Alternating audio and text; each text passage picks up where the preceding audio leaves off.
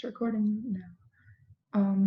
So is there anything else that specific on this problem set? Sig figs, do you guys know sig figs?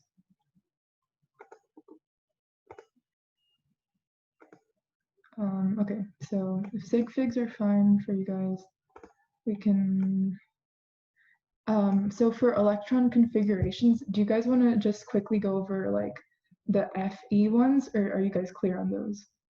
Yeah, could we go over like I and J? Yeah, sure. And also I have like a method that, not a method per se, but like I think if I explain it, it'll be easier for you to understand like how these work, because I feel like sometimes he doesn't explain them as clearly as you would want. Okay, so for Fe2 plus, wait, let me just wait. Okay. So Fe2 plus, so do you know how to get it? It ends in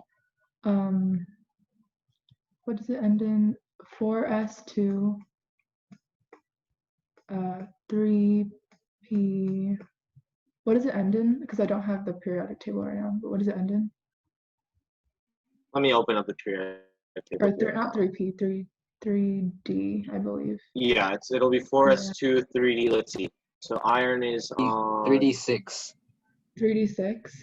Yeah, 3d6. Exactly. Okay, so that's what it ends in. This is not the whole thing. I'm just doing this for the sake of time. But so since the charge is 2 plus, you have to take out 2 electrons to make it a positive charge, because you want less of the negative thing, right?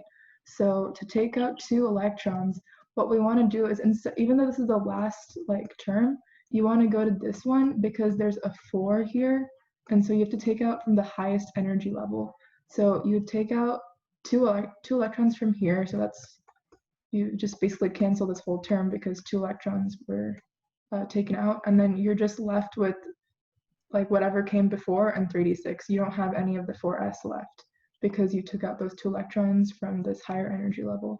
And then for Fe3 plus, it's basically the same thing. So 4s2 3d6, except what you do is you take out these 2 electrons, and then you also take out an additional electron from here, so it's 3d5, and it's basically like pretty similar to Fe2 plus.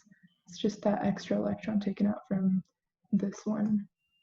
So, Can I show something on the P table website real quick? Yeah. Okay. Can you let me screen share? Oh yeah, sorry. You're fine.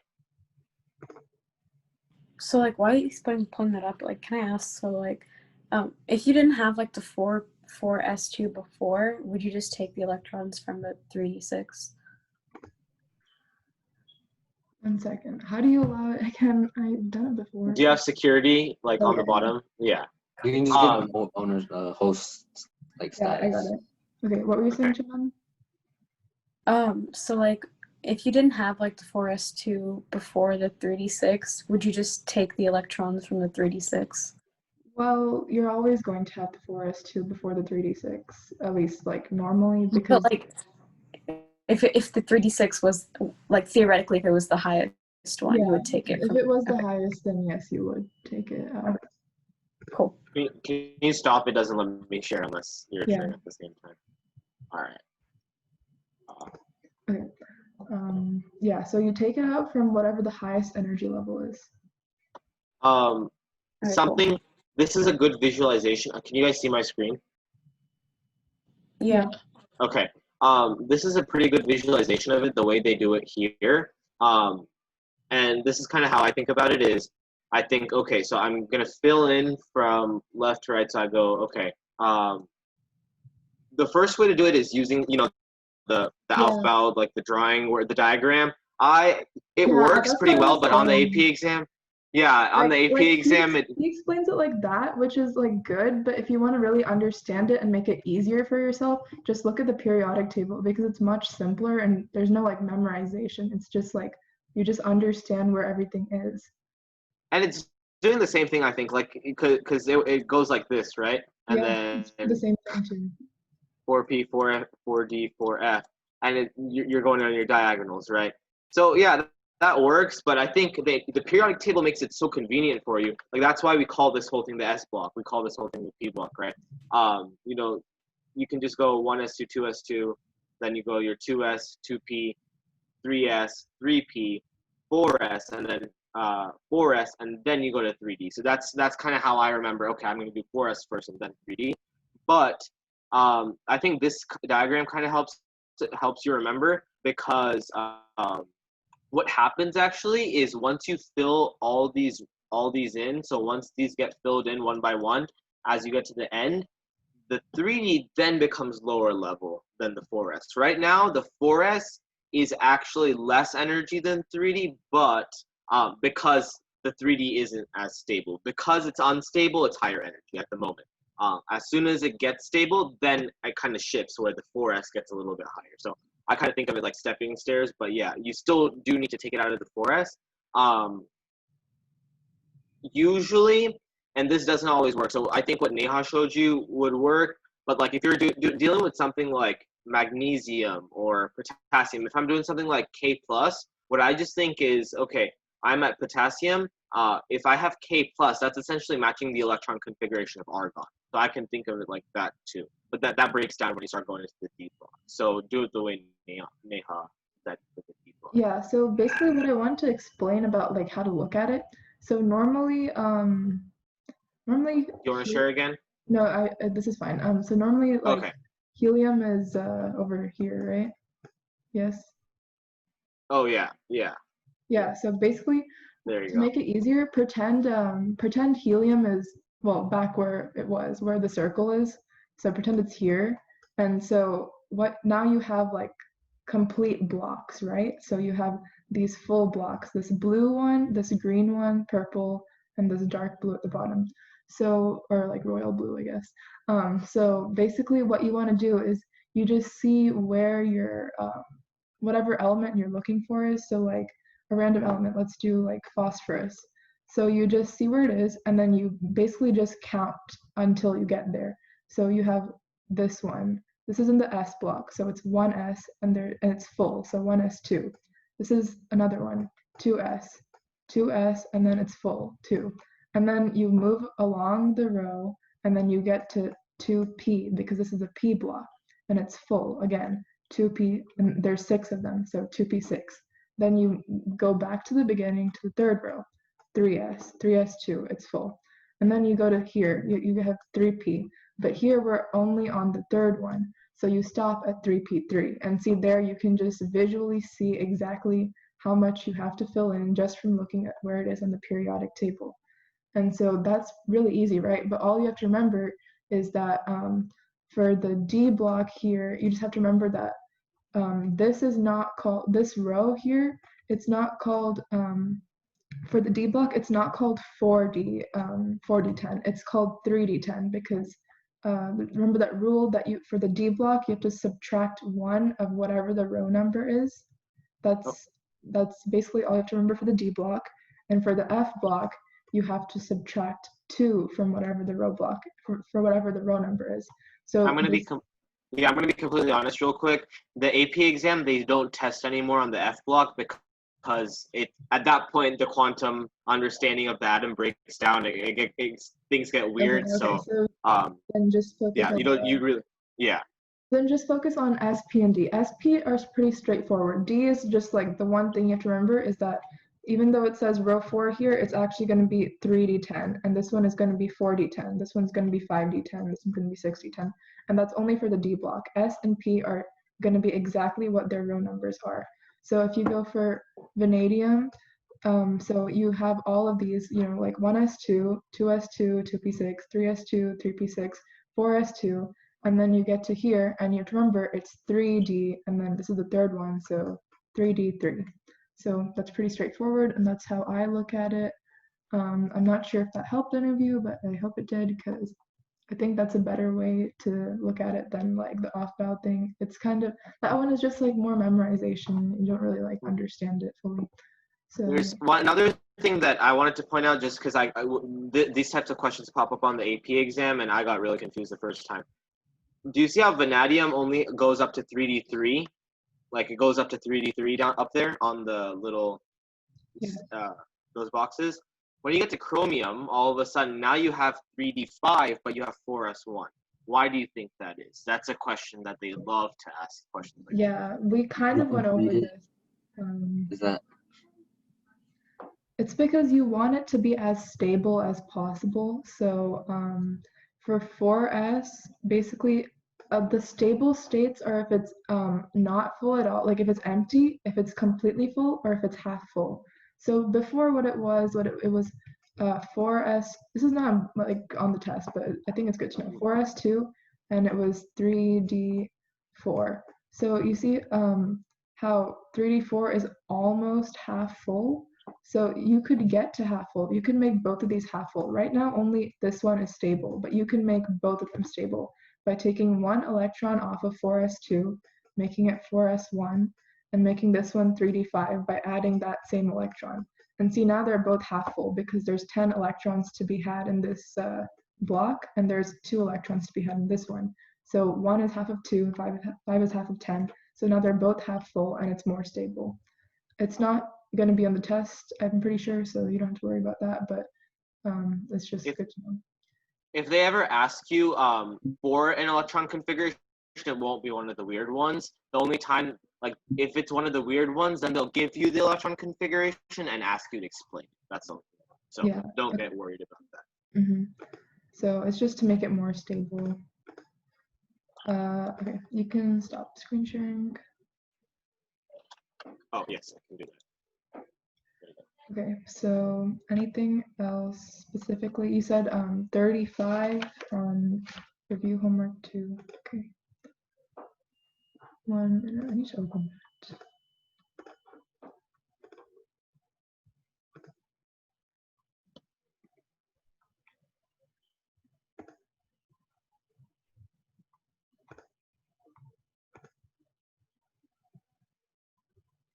That homework was so long for no reason. Okay. Okay, so on this one, number 30, 35. Is that what you said? Was it on this one? Okay, yeah. Yeah, 35D. Okay. So the molar mass of cholesterol, if okay. So let me just look at what I did quickly.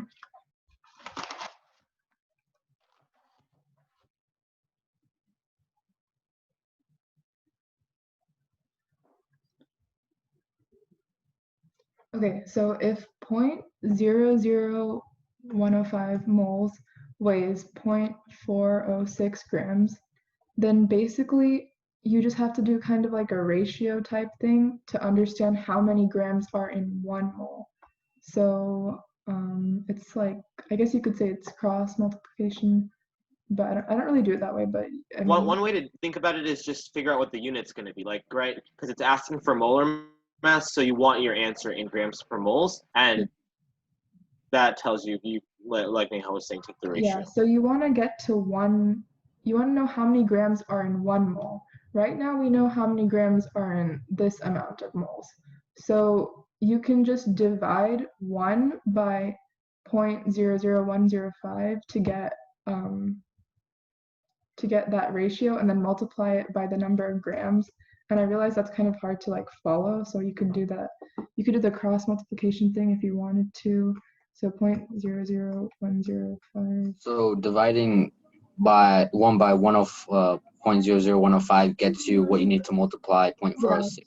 Yeah, because basically you're trying to figure out how many of this amount are in 1 mole, right? So then you can figure out how many of this amount are in the molar mass. So you just divide it by 1, but if you want to look at it like this, it's Yeah, that makes sense. That was okay. Thank you. That makes sense. Okay, I can just stop.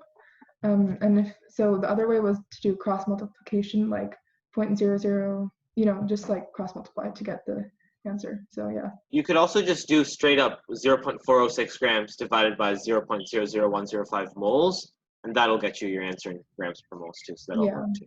That would also do that. Yeah, the answer was 387, by the way, if you wanted to confirm. Okay. So any other questions on this one? Just check or not.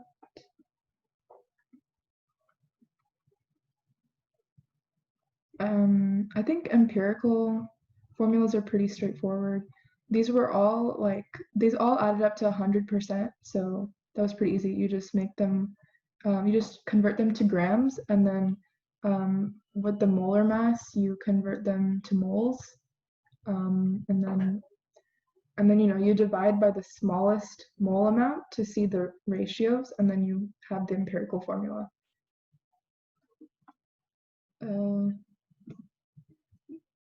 Yeah.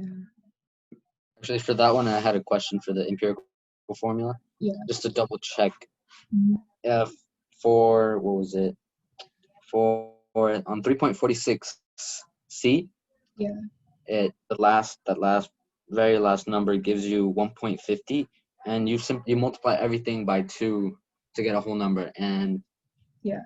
you write everything down. Like the final answer is everything multiplied by 2, correct? Yeah, you have to multiply everything by, if you have like 1.5 or like whatever 0.5 for one of them, you have to have them as whole numbers. So you multiply each one of the, I don't know what it's called, but you multiply each one of those numbers by 2 to get them all to be whole numbers. So then that's the like most simplified version basically, because you can't have like fractions or decimals. Okay, that's fine. Okay, these are pretty easy. Did you guys struggle with naming at all, or was it fine? I mean, the only thing you really need to know for naming is that, like we're doing ions, right? So the positive ion and the negative ions, they have to match. They have to have the same charge. So if one has, let me annotate. If one has a charge of 3 and or like positive 3, and the other has a charge of negative 2, you have to make sure that the finished charge is equal on both sides, just so that it's balanced. So this one you would have to multiply by 2 to get positive 6, and then this one you would have to multiply by 3 to get negative 6, and see they're balanced now. So then they come to a total like neutral charge, So yeah, that's pretty much what there is to naming. You should probably memorize or try to like get to know the polyatomic ions, because those are obviously important for naming. I have a quick question on that as well. Yeah. So for ionic, it's element plus elementide. Yeah, and for the ones in, so sometimes it'll need like the Roman numeral, and that's in the case of when sometimes it's like in the D block, they have these elements that can have different charges, like iron. It can have a charge of, I don't know if it's positive or negative, but it's basically 2 or 3. So I think it's positive. So Iron? Yeah, it's positive. Yeah, it'll be positive because remember, ionic bonds are always, you have metal and non-metal, and the non-metal is going to be negative, so your metal's good. Yeah, so so it can like change charges basically. Like it can be different in different compounds. So you just have to check the charge of the other side of the compound, and then once you know that charge, it has to be balanced. So you know that the other side has to be like if one side was like -3 charge, you know that the first part has to be a +3. So then you know that the entire first part has to have a charge of +3, and then based on that you write the Roman numeral of a single like iron atom. Sorry. So yeah, that's how you do it. It'll probably be like 2 or 3, but in some cases like it can be 1. But I think that's pretty much it. For that element plus elementide rule, do the polyatomic ions follow that as well? No, it doesn't. It's just like element and then the polyatomic ion. Like see for here it says sodium phosphate. So it's just the element plus the polyatomic ion name. And if it's an acid, then like if it ends in ate, it becomes an ic acid. And if it's an ite, it becomes a OUS acid. So like this one, hypochlorous acid, it was hypochlorite before. Oh, and the hypo is like one less oxygen. One less oxygen than the ite. So it's like if ite was O3, then hypochlorite would be O2. I'm not saying that's the case. I think it's O1, but Yeah, So hypo. we're looking at 2.66 question D. Or is that cobalt and then oxide? Would it be, the name would be cobalt 2 dihydroxide? Or just, yeah, dihydroxide? no, I think it's, you don't need the, wait, do you need the, no, you don't need the prefix for the ionic compounds. It's just cobalt 2 hydroxide, I think. Let me check. That's correct. It would be cobalt 2 hydroxide. Yeah. Right? Are you guys talking about 2.66D? Yeah, Yes. cobalt Okay. 2 hydroxide. What I do is I just think of like examples. I just think sodium chloride. I think, potassium oxide, or like I just memorize a couple, and then I know, okay, well, obviously if I'm saying something like I don't know, sodium fluoride or something like magnesium chloride, obviously those, I'm not saying magnesium bichloride, so I know that can't be the rule. So that's one way. Oh, I actually had a question. How do you know when to, like, how do you know that cobalt needed that Roman numeral? Because it's a transition metal. Yeah. Okay, yeah. So if it's OH2 though, why is it not dihydroxide? Why doesn't it have the prefix? Well, ionic compounds don't use it. So it's only the covalent? Yeah. And covalent is non-metal to non-metal. Yeah. Oh, all right. Okay. See, that's stuff that we learned last year that I forgot. Yeah. So remember something like nitrogen dioxide, NO2, so that would be nitrogen because that's a non-metal, or even carbon dioxide, that's a common example, or yeah, carbon monoxide. So for the binary covalent we were talking about, the prefix thing, that does apply, but basically for the first element, you only have a prefix if it has, if there's like 2 or more. Like if there's just 1, you don't need a prefix. And for the other one, you basically need a prefix all the time because it's 1 or more, and that's there's always going to be 1. So 1 or more. So essentially, this one is the element tide is always going to have a prefix, and this one may have a prefix depending on whether it's 2 or more atoms. Okay.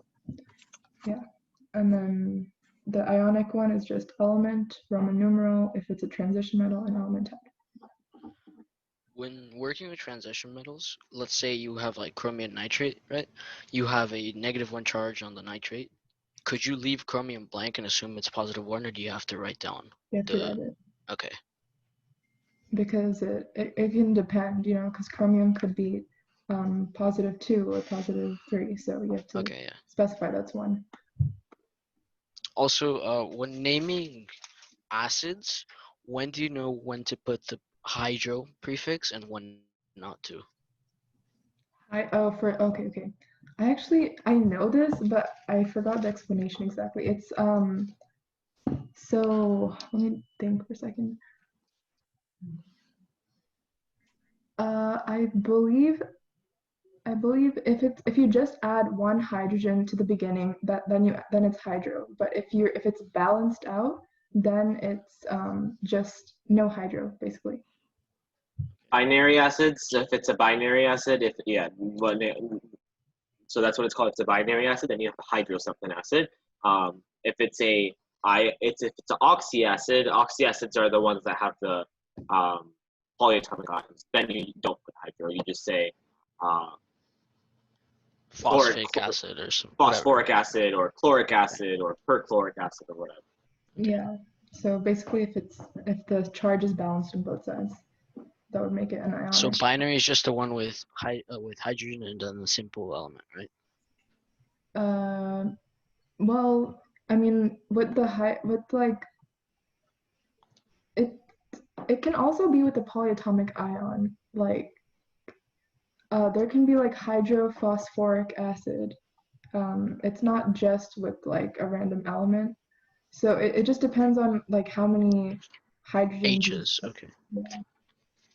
So like for this one, for 2.69C, that one is balanced. So that one would just be phosphoric acid.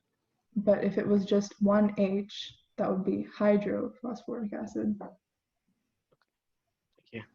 Wait, hydro H, if it was just HP? If it was just HPO4. If it was just HPO4? Yeah.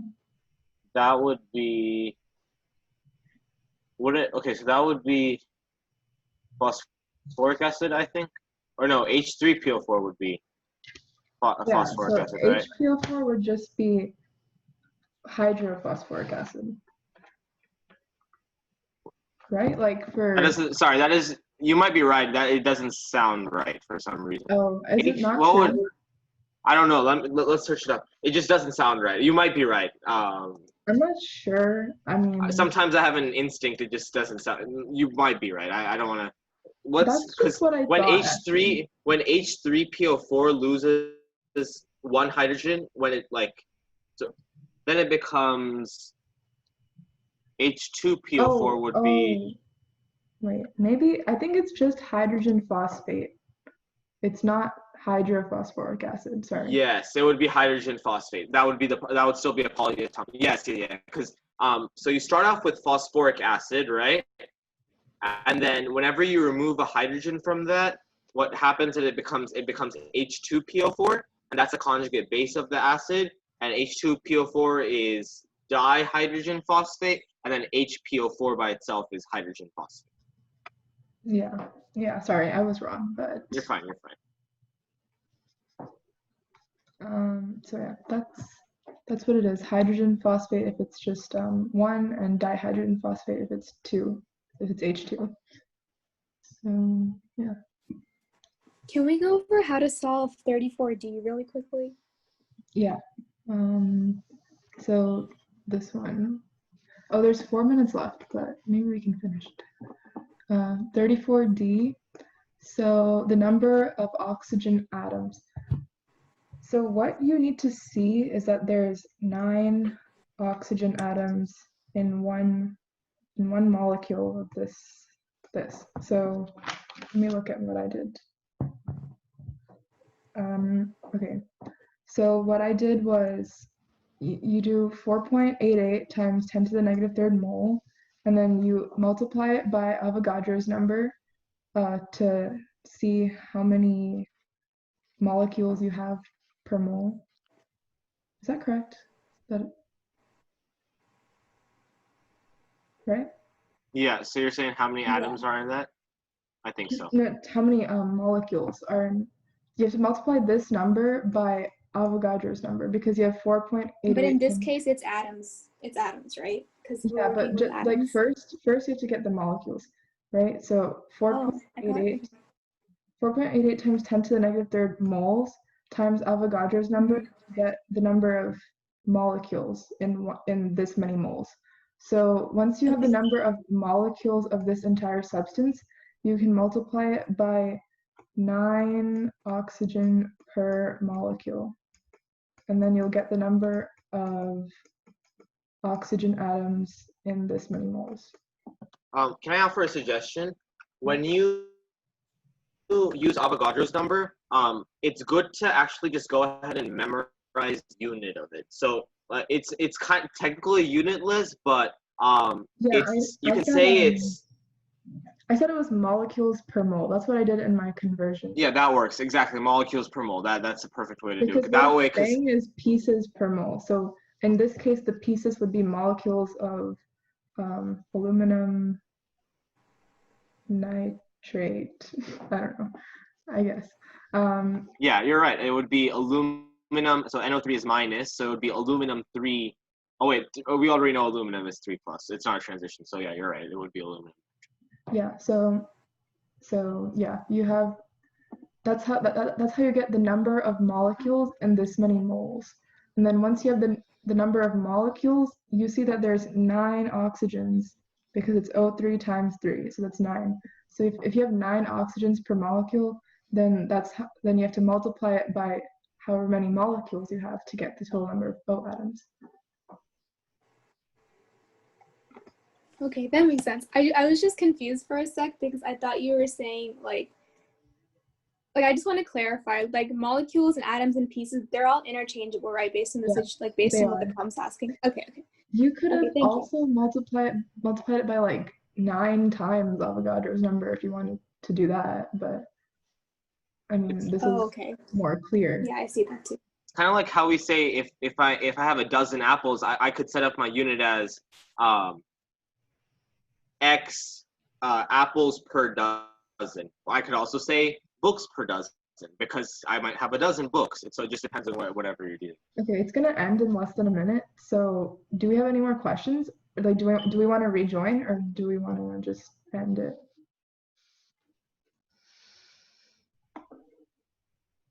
No more questions? I have actually a quick question. K2O. Yeah, we can restart it. The Like I'm gonna end it and then just like rejoin. So hold on.